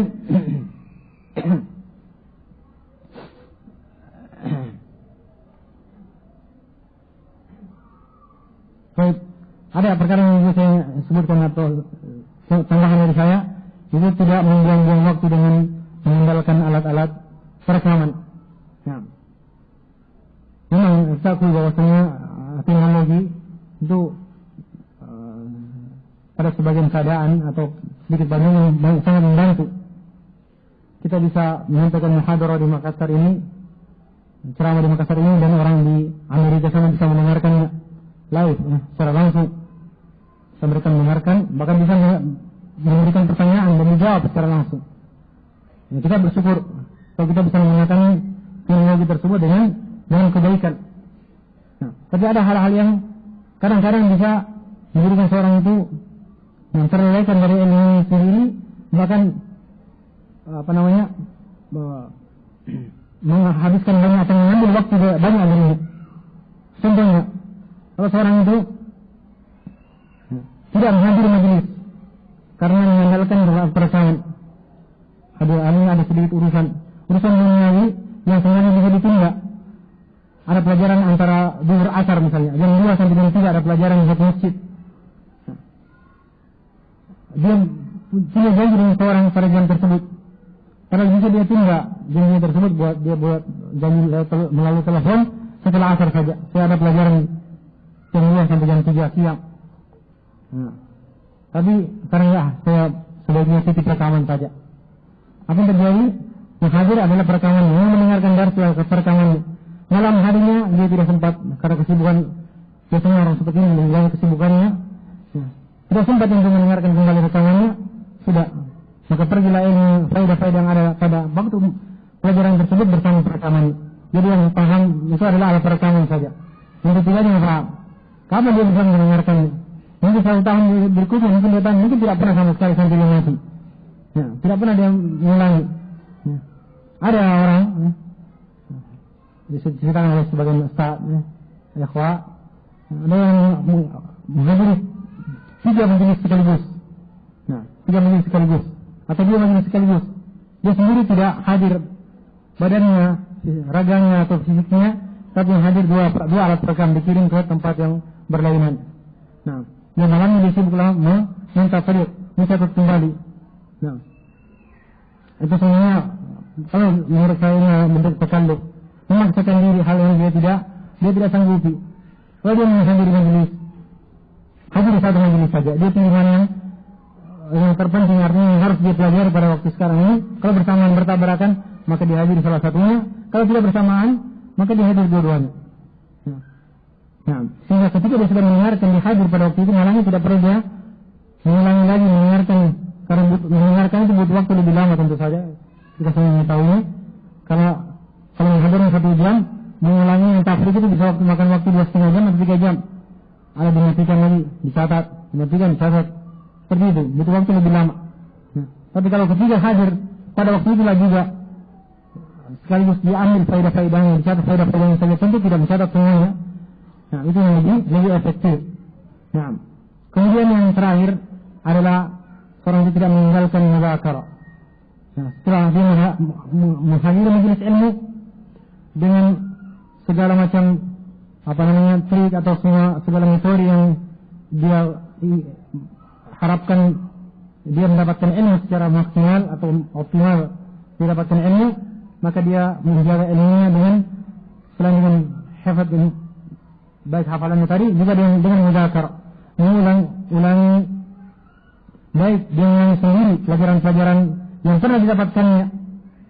Dalam misalnya satu pelajaran, satu masjid, yang dicatatannya, faedah-faedah yang didapatkannya dia diulangi dan disebutkan masalah ini. Contoh misalnya salatul haqin, salat orang yang menahan buang air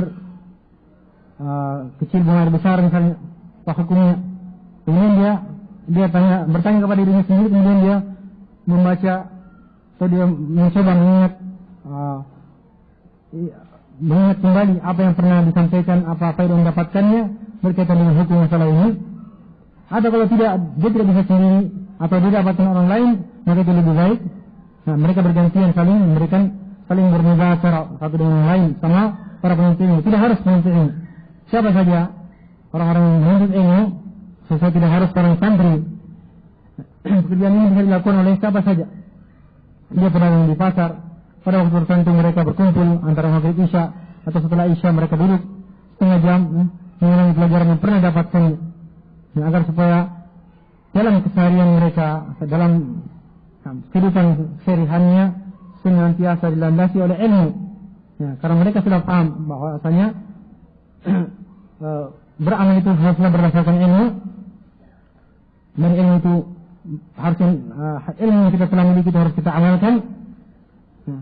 Jangan sampai beramal karena merasa diri sudah pernah mengilmui suatu hukum, sudah pernah diilmui, maka dia merasa menganggap dirinya tidak perlu lagi untuk mempelajari, melihat kembali hukum satu masalah, satu perkara agama.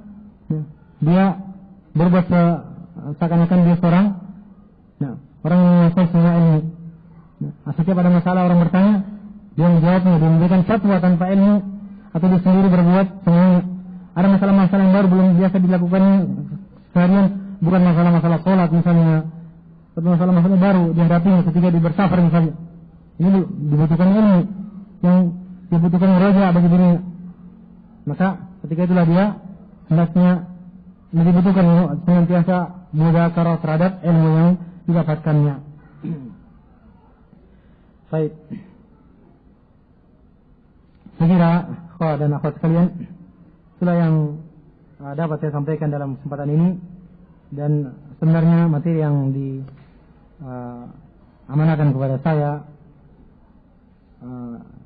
adalah bagaimana kita bisa memahami dan mempersiapkan suatu majelis ilmu, dan bagaimana kita bisa menjadi seorang penuntut ilmu untuk bertafaqquh fid din dengan benar-benar bisa mendapatkan faedah dengan sebanyak-banyaknya, sehingga faedah tersebut bisa kita gunakan untuk beramal dalam beribadah kepada Allah Subhanahu wa taala.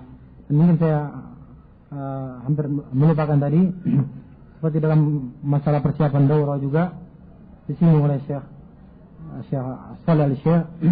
Nah, dan ini sekiranya sudah dilakukan oleh panitia daurah kita kali ini, persiapan yang walaupun agak sempit waktunya, mereka sering bermusyawarah, dan saya kebetulan diamanakan juga sebagai pembina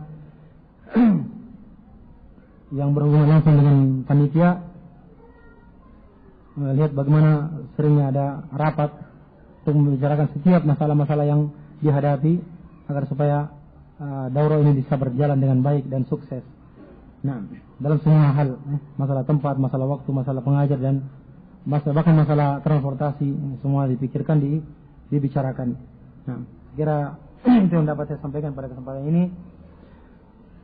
Yang benarnya dari Allah Subhanahu wa taala, dan kekurangannya kesalahannya dari kekhilafan dan dari syaitan.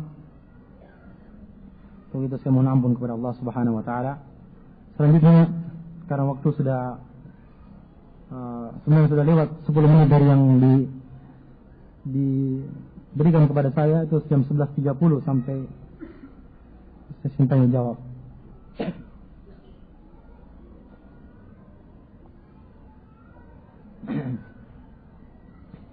Jadi saya juga agak lupa tadi. Nah, mungkin kalau memilih pemateri, dia juga waktunya. Punya ada pemateri yang kalau bicara non-stop 2 jam itu tidak kuat. Seperti saya 1 jam sudah habis suara. Ada yang 4 jam dari awal sampai akhir masih patah.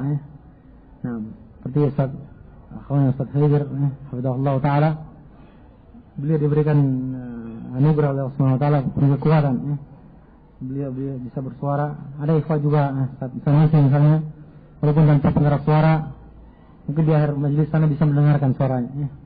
Nah, dan saya yakin kalau saya sendiri, kalau tidak pengeras suara, mungkin saf kedua sudah tidak bisa mendengar suara saya. Nah, baik, kita masuk babakan pertanyaan.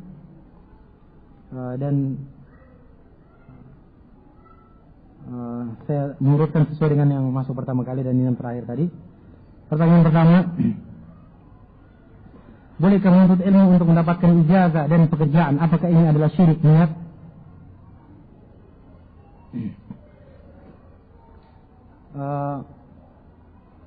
Sebenarnya, seingat saya pernah ditanyakan kepada seorang ustadz tapi ini dalam pelajaran pekanan ya. Baik. Kalau niatnya untuk mendapatkan ijazah, yang dengan ijazah itu dia dapatkan kedudukan, dia dapatkan rutbah, dapatkan martabat, dapat jabatan dengan ijazahnya itu, maka itu, ada penyimpangan dalam niatnya. Tapi kalau dia berniat dalam menuntut ilmu itu adalah mengharapkan wajah Allah Subhanahu wa taala, ibadah kepada Allah Subhanahu wa taala, karena ilmu itu adalah ibadah. Hanya karena aturan di zaman sekarang ini untuk belajar, tapi tidak semuanya. Kalau sebagian tempat belajar itu harus sesuai mengikuti aturannya. Ada nizamnya, ada aturannya. Aturan ini masuk harus mendaftar, memasukkan data-data, biodata dan sebagainya, ada tesnya, dan akhirnya nanti akan diuji pada setiap periode tertentu, apakah per semester atau per kuartal, ada ujiannya, ada ulangannya. Nah, pada akhirnya ada ujian, kemudian diberikan syahadah. Nah, ini kesaksian bahwa orang telah menyelesaikan menamatkan pelajarannya di sini. Nah, dia tidak bukan itu menjadi niatnya, bukan jadi bukan itu menjadi niatnya karena Allah Subhanahu wa taala, tapi dia ambil karena sudah menjadi aturannya. Nah, maka itu tidak mengapa. Nah, apakah boleh seorang dai mengambil upah atas dakwanya? Berbicara dalam masalah dakwah itu luas. Nah, tentu saja dakwah itu adalah pekerjaan yang harusnya hanya karena Allah Subhanahu wa taala. Amalan yang merupakan ibadah kepada Allah Subhanahu wa taala. Nah, yang mana amalan ini tidak bisa diukur dan tidak bisa dinilai dengan uang, tidak bisa dinilai dengan harta. Ya. Kata Rasulullah SAW kepada Ali bin Abi Thalib radhiyallahu taala anhu, la yahdiyallahu bika rajulan wahida khairun laka min humurin na'am. Kalau Allah memberi hidayah kepada seorang melalui engkau kepada seorang, maka itu lebih baik bagimu daripada unta yang berwarna merah, yang mana ini merupakan satu yang sangat bernilai pada waktu itu, harta yang sangat bernilai. Nah, itu pada dasarnya. Adapun kalau menginginkan dengan berdakwah di sini diinginkan oleh penanya seorang memiliki satu pekerjaan yang dia dekat dengan pekerjaan tersebut, ya. Nah, dekat dengan pekerjaan tersebut, misalnya dia seorang pengajar satu sekolah di satu perguruan tinggi, bahkan di satu pondok pesantren, ya. Nah, dia dekat dengan pekerjaan tersebut dan pekerjaan itu menjadi pekerjaannya, kesehariannya, dan dia mendapatkan maisha untuk kehidupan diri dan keluarganya itu dari mengajar tersebut, maka tidak mengapa. Ya. Bahkan demikian pula mengajarkan Al-Quran, sebagaimana ditunjukkan oleh hadis Abu Darda radhiyallahu taala anhu, dan salah sahabatnya, tentang kisah beberapa orang sahabat yang melakukan perjalanan yang sehingga di satu kaum yang mereka menolak untuk menjamu mereka, kemudian ternyata kepala suku dari atau kepala kampung dari kaum tersebut sakit, ya, yang mereka meminta akhirnya dari mereka untuk adanya yang meruqyah, yang kesimpulannya atau akhirnya ada yang meruqyah dan mereka mensyaratkan diberikan kambing, ya. Nah, dan kemudian mereka mengambil itu. Yang setelah itu karena ada sebagian sahabat yang ragu untuk menerima, untuk memakannya, untuk menyantapnya, mereka tanyakan kepada Rasulullah SAW. Nah, kemudian Rasulullah SAW menegaskan bahwa kitabullah adalah perkara yang paling berhak untuk mendapatkan ajar darinya. Nah, ini menunjukkan bolehnya mengambil upah dari kerjaan mengajarkan Al-Quran, mengajar. Nah, adapun kalau misalnya itu dan ini tergantung daripada niatnya, tentu saja niat daripada da'inya.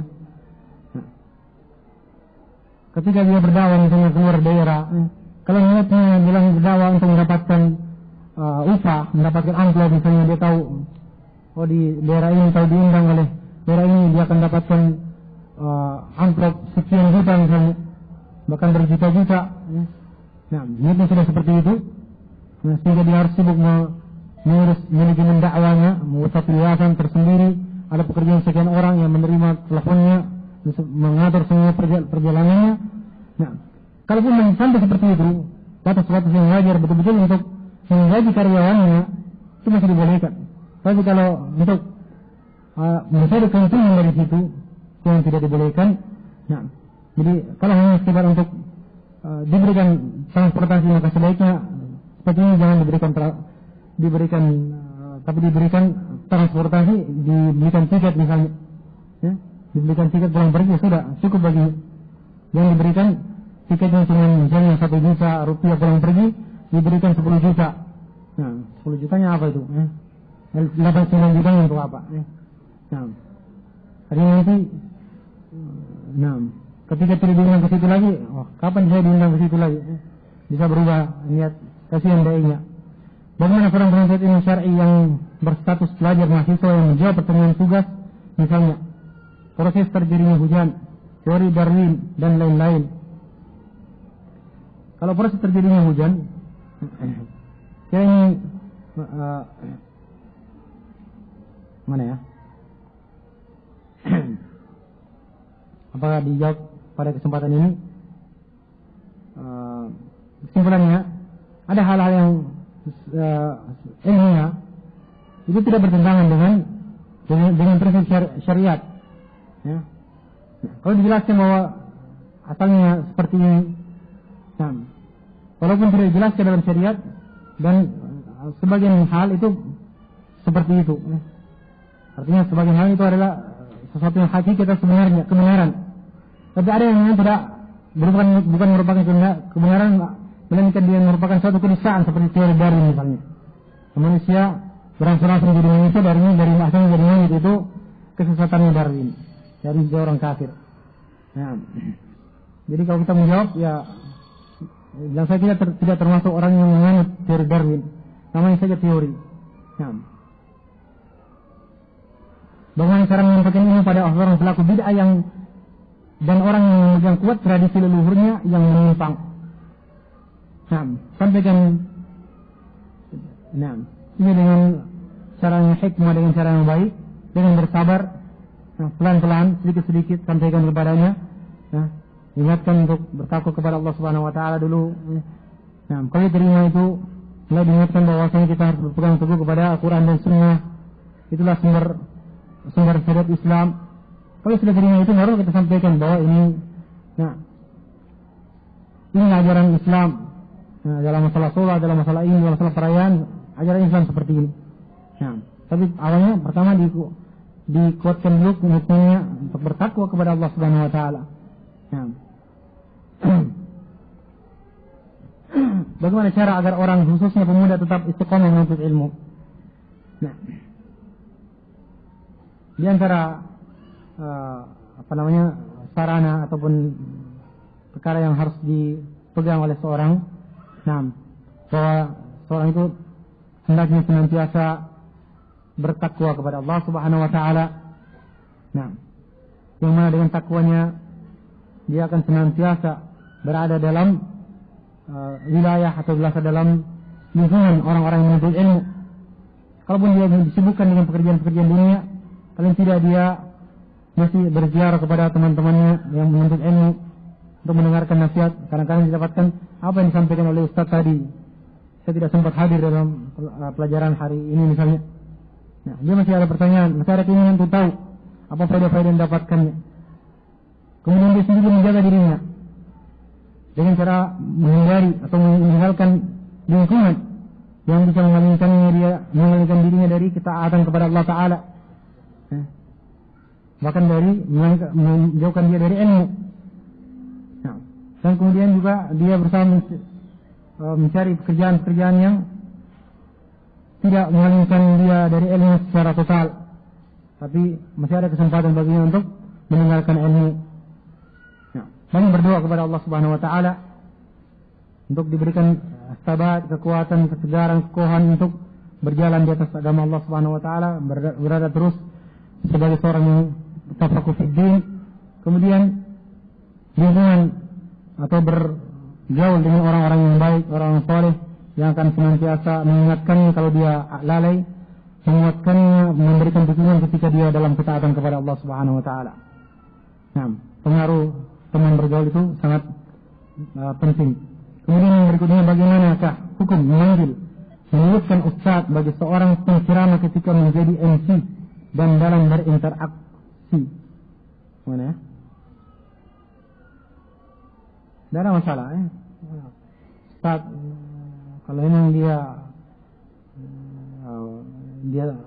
pantas dipakai, dia urusnya atau kebiasaannya dia pakai sebagai ustaz, bukan dalam rangka untuk melecehkan, bukan dalam mengejeknya.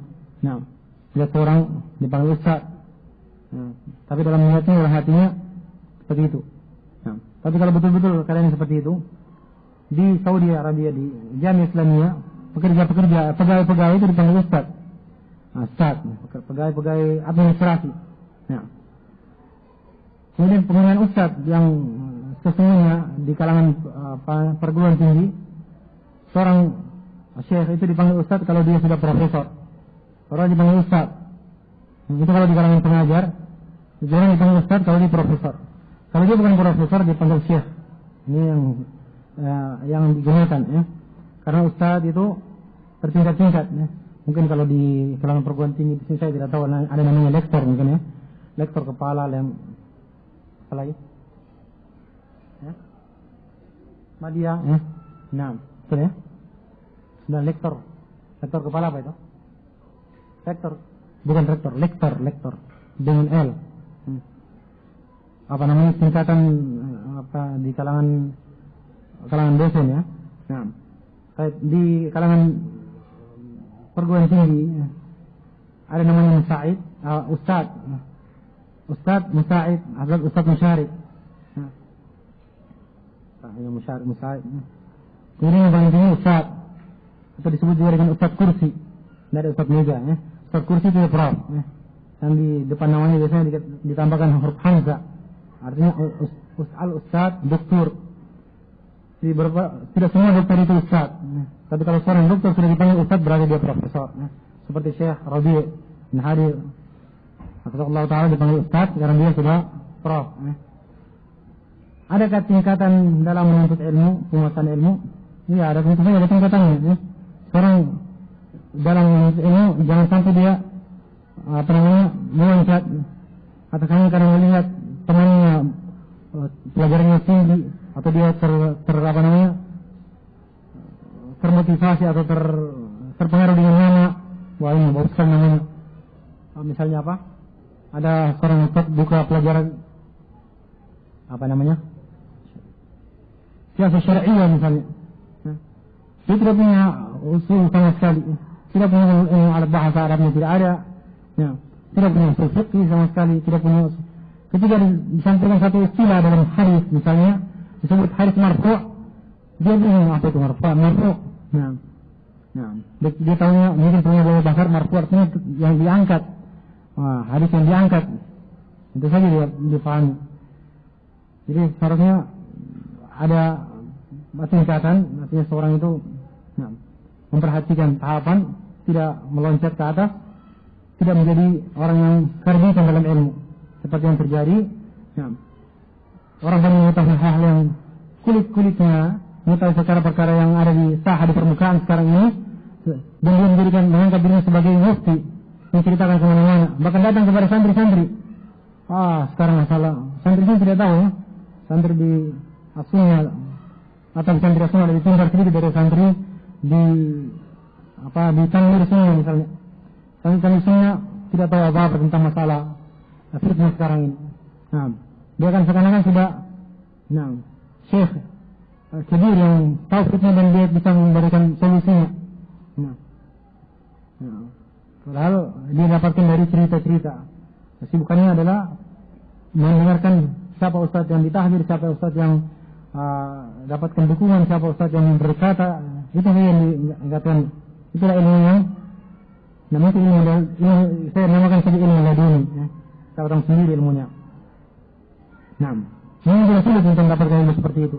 Tapi ilmu yang merupakan ta'asil, ilmu yang merupakan usul daripada seseorang yang berupa kaidah-kaidah, berupa prinsip-prinsip dasar syariat yang bisa digunakan sebagai pedoman dalam hidupnya, dalam beribadah kepada Allah Subhanahu wa taala, pedoman dalam keyakinannya, dalam berhubungan yang lain, dalam berakhlak, dalam bertingkah laku, dalam berbudi pekerti, dalam bermuamalah. Tidak harus memilikinya. Barang bagaimana beribadah kepada Allah Subhanahu wa taala itu tidak dimiliki sama sekali, dan ilmu itu memang sulit didapatkan. Dibutuhkan pengorbanan, dibutuhkan kesabaran. Adapun kalau seorang yang bercerita itu mudah. Maka untuk itu ada tahapan. Apakah benar? Apakah dibenarkan seorang mendiamkan suatu permasalahan? Tergantung permasalahannya dan tergantung keadaannya, tergantung kondisi. Ketika dia ditanyakan suatu masalah, yang kalau dia ungkap suatu permasalahan atau dia ikut serta berbicara, apalagi kalau misalnya ditanya, yang kalau dia menjawab itu akan menimbulkan fitnah, menimbulkan masalah yang lebih besar, menimbulkan masalah tidak manfaatnya, maka itu apa dia berbicara. Setiap orang berpikir apa yang akan diucapkannya. Allah Subhanahu wa taala berfirman, "La taqfu ma laysa laka bihi ilm, inna as-sam'a wal basara wal fu'ad kullu ulaika kana anhu mas'ula." Semua akan ditanya. Maka tidak sembarang orang ikut serta berbicara dalam satu masalah atau mengomentari atau ketika ditanya tidak ada yang tidak dijawab, itu masalah, justru masalah. Boleh dia mendiamkan tergantung apa yang diinginkan oleh penanya ini, mendiamkan dalam artian apa. Di Syarikat Rumah Ana sering dilakukan diskusi agama yang materinya tidak jelas manhajnya. Cukupkah ana berdakwah kepada mereka dengan amal dan ibadah yang ana tunjukkan kepada mereka? Sebab jika ana ikut dalam majelis mereka untuk mengingatkan yang hak, ana khawatir terkena syubhat. Tidakkah sikap ana yang tidak ikut dalam majelis mereka akan menjadi fitnah?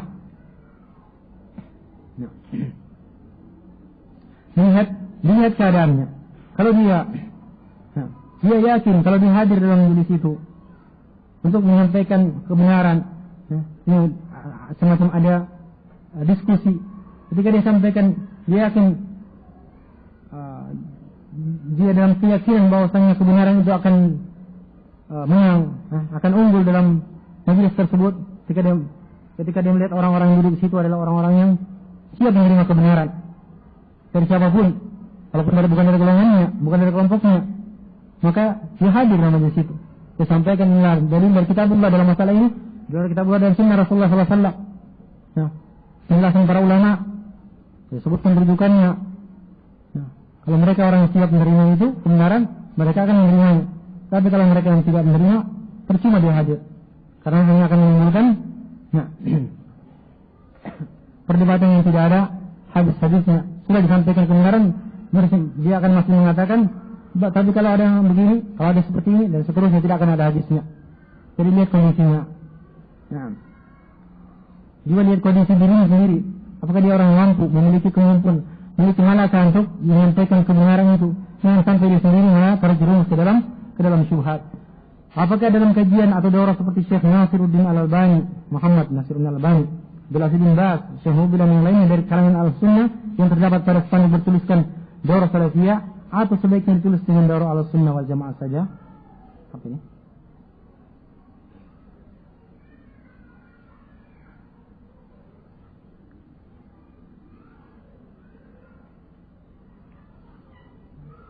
Saya tidak paham ya. Saya tidak begitu memahami pertanyaannya. Kalau yang dimaksudkan antara salafiyah dengan Al-Sunnah, apakah tidak sebaiknya pakai daurah Al-Sunnah wal Jamaah saja atau kita gunakan daurah salafiyah? Memang kalau memang di satu tempat istilah salafiyah itu belum begitu populer atau belum begitu diterima, atau bahkan bisa menimbulkan masalah hobi tidak diterima oleh sebagian kalangan, tidak masalah kita pakai gunakan Ahlussunnah wal Jamaah. Kalau Ahlussunnah wal Jamaah bisa diterima ya semua orang, sehingga mereka tidak tidak menolak untuk datang atau tidak enggan untuk datang hanya karena nyamannya saja. Tapi kalau mereka sudah biasa tahu salafiyah sebagai daripada salafus saleh, artinya orang-orang mengikuti manhaj salafus saleh, maka tidak mengapa kalau memang sudah biasa. Wallahu a'lam. Dari Bandung, apakah mengikuti pengajian live via internet akan mendapatkan faedah duduk di majelis ilmu seperti yang disebutkan dalam hadis? Karena segala keterbatasan sehingga tidak bisa menghadiri majelis secara langsung. Allah Subhanahu wa taala yang lebih mengetahui tentang masalah ini. Tentu saja setiap orang itu akan diberikan ganjaran tergantung daripada niatnya, tergantung daripada upayanya, amalannya, apa yang diusahakan. Kalau mereka yang mengambil faedah atau mendapatkan faedah dari majelis ini melalui sarana teknologi informatika seperti internet ini, karena keterbatasan seperti disebutkan tadi, mereka tidak mampu untuk hadir dalam majelis ilmu secara langsung, maka insyaallah mereka akan dapatkan pahala. Apakah mungkin sama dengan orang yang akan mendapatkan dalam majelis secara langsung, atau paling tidak mendekati. Hanya Allah yang mengetahui persis pahalanya, tapi keutamanya tentu dia akan mendapatkan keutamaan. Berbeda dengan orang yang menjadikan internet sarana untuk lari dari majelis ilmu yang sebenarnya. Internet, hanya menggunakan internet yang tidak pernah sama sekali mau, walaupun ada syekh yang datang, dia mau internet saja, cukup dengan internet. Itu berbeda dengan orang yang karena keterbatasan kemampuan, keterbatasan sarana untuk bisa hadir, dia gunakan internet. Dan jazakallahu khair atas pertanyaan ini. Insyaallah kembali pada pertanyaannya, insyaallah tergantung daripada niatnya dan apa yang dilakukannya. Nah, dan al-ajr ala qadr masyaqqah. Pahala dari itu. Setiap orang itu sesuai dengan ukuran tingkat kesulitan daripada upaya atau usaha yang dia kerjakannya. Apakah sah tolaknya suami yang mengucapkan tolak kepada istri dalam keadaan marah menurut nas syar'i? Apakah menguasai yang tidak? Tanyakan kepada ustaz lain ya. Nah, ini disimpan saja dari Bandung. Apakah ada nasihat tentang cara murojaah dan faedah yang telah didapat? Nah, untuk murojaah, pertama memilih waktu. Nah, memilih waktu juga penting dalam murojaah. Nah, ada sebagian orang atau kebanyakan orang cara waktu-waktu murojaah itu tidak sama waktu dengan waktu untuk menghafal. Nah, karena waktu untuk menghafal biasanya dibutuhkan waktu yang lebih mengasih, waktu yang lebih pas, lebih cocok. Karena biasanya waktu untuk menghafalkan suatu ilmu, apakah Al-Quran atau hadis atau fikih misalnya yang lainnya, itu dibutuhkan ketenangan, dibutuhkan tempat dan situasi kondisi yang sangat mendukung ketenangan, pikiran sedang kosong, sedang fresh, sedang segarnya. Semua ketika bangun di tengah malam, ya, atau setelah sholat subuh, ya, atau setelah istirahat siang hari qailulah. Nah, itu waktu yang menghafal. Ada murojaah tidak dibutuhkan waktu yang seperti ini, dia cukup kapan saja. Nah, yang jelas memungkinkan baginya di tempat manapun yang memungkinkan baginya, di tempat-tempat yang pantas baginya untuk melakukan murojaah. Kemudian yang berikutnya, apa yang di murojaah? Nah, apakah semua pelajaran di murojaah? Misalnya dia punya banyak pelajaran, ke semua, maka dia melihat apa yang sedang digelutinya. Ini suatu cabang ilmu, karena ilmu itu banyak cabangnya, banyak fannya, funun.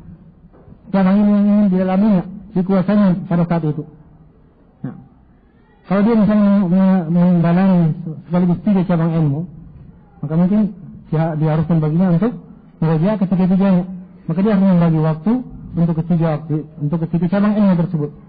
Nah, kalau dia cuma mendalami satu yang lainnya cuma asal dengar saja dulu, misalnya dia mendengarkan hadis dari seorang syekh setiap hari, kemudian dia sedang mendalami satu yang dia perlu murojaah karena besok mungkin akan ditanya, maka sebagai inilah yang benar-benar didalaminya agar betul-betul ilmu itu betul-betul betul-betul masuk bisa dihafalkannya, dikuasainya dengan baik. Nah, baik. Kemudian juga tidak lupa banyak berdoa, kan menjaga diri dari maksiat kepada Allah Subhanahu Wa Taala. Menjauhkan diri dari maksiat itu salah satu cara untuk bisa meroja dengan baik. Ya. Karena itu menuntun orang untuk senantiasa berbuat kebaikan. Nah, jauh dari maksiat, makin dekat dia kepada Allah Subhanahu Wa Taala, makin taat dia kepada Allah Subhanahu Wa Taala, makin baik dia kepada kebaikan, makin tertuntun dia untuk senantiasa berbuat kebaikan, termasuk meroja kepada hafalan-hafalannya atau meroja kepada ilmu yang telah dapatkannya. Nah, kemudian berdoa untuk dijauhkan dari segala macam perintang-perintang dan untuk dikuatkan dalam ilmu. Mana yang lebih penting, menuntut ilmu atau memberi nafkah untuk keluarga? Nah, baik, semuanya hal yang penting. Dan kalau yang diinginkan kondisi realnya, sebenarnya tidak ada. Kalau melihat semua kondisi keluarga, nah, memberi nafkah bisa jalan bersamaan dengan menuntut ilmu. Nah, untuk kondisi kita sekarang ini tidak ada halangan untuk menuntut ilmu. Bahkan ikhwah kita yang berada di luar negeri, misalnya berada di Jepang, mereka masih bisa menuntut ilmu. Jika datangkan ustadz dari Indonesia, contoh misalnya, saya tidak katakan tidak membahas siapa yang didatangkannya. Nah, walaupun mereka sibuk dengan pekerjaannya, kesibukan mereka tidak menghalangi mereka untuk menuntut ilmu. Mereka datangkan 10 hari, mereka kumpulkan dana untuk itu, ya. Datangkan 10 hari dan beberapa hari untuk pada waktu-waktu tertentu, pada waktu liburan mereka untuk menuntut ilmu. Ini bukti bahwasanya mereka saja bisa. Apalagi yang kita bertetangga dengan ustadznya, berdekatan satu kota dengan ustadznya, apa yang menghalanginya? Kalau tidak bisa langsung, itu seperti barulah mereka yang menuntut ilmu melalui mendengarkan kaset, mendengarkan walaupun itu tidak tidak sangat dianjurkan, tapi kalau tidak ada jalan lain, jelas masih ada kemungkinan baginya. Jadi supaya tidak bisa berjalan bersamaan, tentu saja kewajiban seorang itu memberi nafkah kepada keluarganya. Adapun menuntut ilmu adalah perkara yang fardu kifayah. Baik, masih ada satu pertanyaan tapi